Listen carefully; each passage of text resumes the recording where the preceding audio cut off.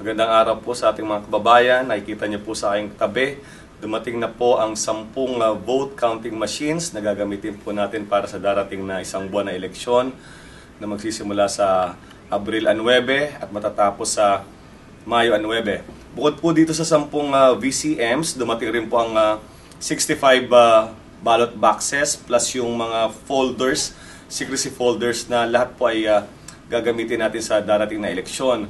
May parating pa pong mga balota. Ayan po ang inaantabayanan namin sa ngayon.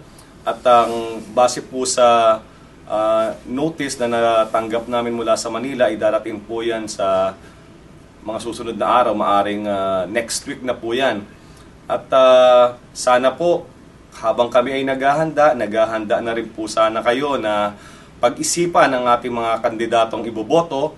At abangan niyo pa po ang iba pa naming mga announcements, lalong-lalo na po sa paraan ng pagboto. Pumunta po kayo sa aming Facebook page para po malaman ang mahalagang impormasyon kailangan para sa ating pagboto. Maraming salamat po. Ito yung tinatawag na ballot box inner bin. Nasa loob siya nito na tinatawag na ballot box body. Dito kasi mahuhulog yung mga balota na manggagaling dito sa ating dati ang tawag dito PCOS machine.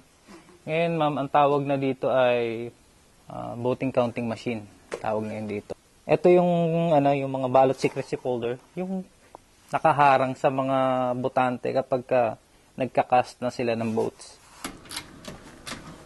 Sa kwartong to, bagaman may mga activities kami na nakahilera para gamitin tong conference room, ay hindi na po magagamit ito. So, ito ay para lang sa mga parapernalyas na gagamitin natin sa eleksyon.